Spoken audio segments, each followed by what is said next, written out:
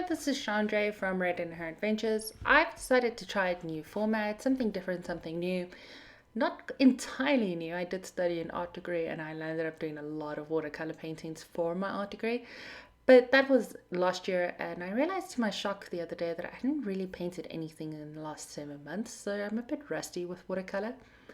This was I need to practice, but I want to do something different, and I really want to get back into YouTubing and and it later becoming a case of sitting down, thinking for a bit, what did I want to do? What did I want to do with my life? What did I want to do with my YouTube channel? What did I want to do with my blog? Um, Surprisingly, there's quite a few changes coming in store on both my blog and my YouTube channel. And hopefully, these will inspire the changes I want to do in my life. Not that I'm unhappy with my life, I really enjoy my job. I'm currently an art teacher, well, art design and English teacher. And I love it. I love teaching kids about art. I love teaching kids about English. I love teaching kids about design. But that's not all I want to do. So, this is my first attempt at really starting to dip my toes into the big world of art and YouTube. And I was so intimidated. I was like, maybe I should make a master copy, or maybe I should make this huge painting as my first piece. And then I thought, no, the videos I really enjoy watching are the ones where after I've watched them, I go, oh, that was so nice, that was so meditative. And they're very seldom very complicated artworks. What they more actually is just this beautiful exploration of technique and doodling and almost that Zen meditative state of art.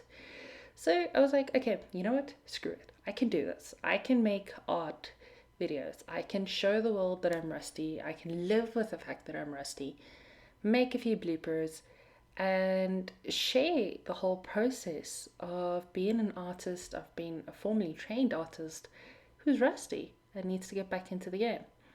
Now, I chose succulent not for two reasons. One, I love succulents. I'm slightly obsessed with them.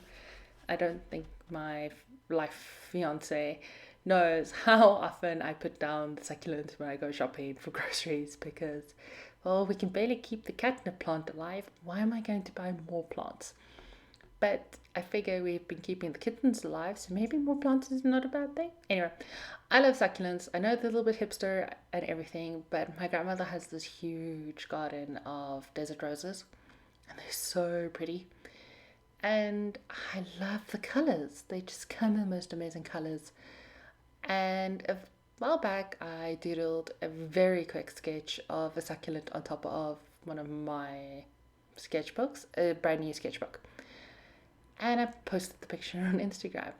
Ironically, that became one of my most liked Instagram pictures. I was like, hey, that picture was one of the things that got me back into, hey, I need to practice art. I want to create more art.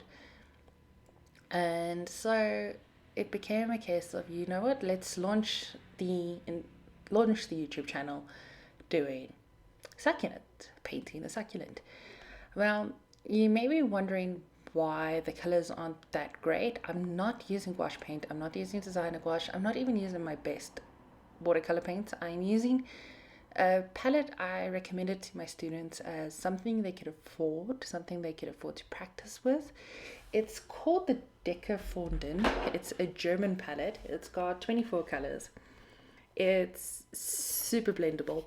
I got it at Forum a few years ago. It's one of those hits and misses. Sometimes they have it, sometimes they don't. I'm not entirely sure if they're still making it, but I don't think you're gonna have a hard time finding an equivalent for about 100 Rand. And then the paper I'm using is Wharton's watercolor paper. It's A3 size, which I cut down to A6. Well, I didn't really cut it down. I took a ruler and hacked it down to A6. It was 50 Rand for a whole pad of them, and it was quite a lot. It's hot press, so it's not a super smooth watercolor paper. I actually turned it around to get a smoother effect out of it. It's also not the best quality, like it was bubbling quite badly towards the end. And I had to put it in front of this painting in front of the heater every once in a while. So if you noticed a few little odd transition-y jumps, I'm sorry.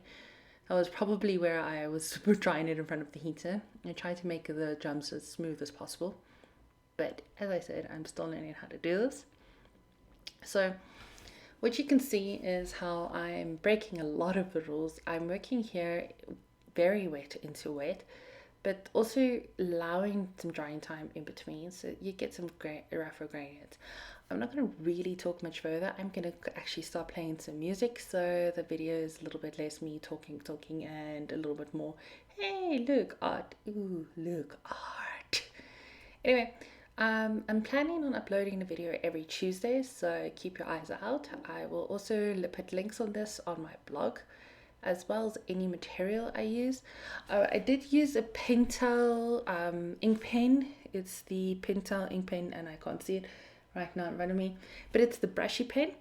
And I used the ink Pentel water pen as well. You can see it towards my right in the picture, and the Pentel ink pen right next to the palette. And just a normal cheap little HP pencil to do the basic line drawing.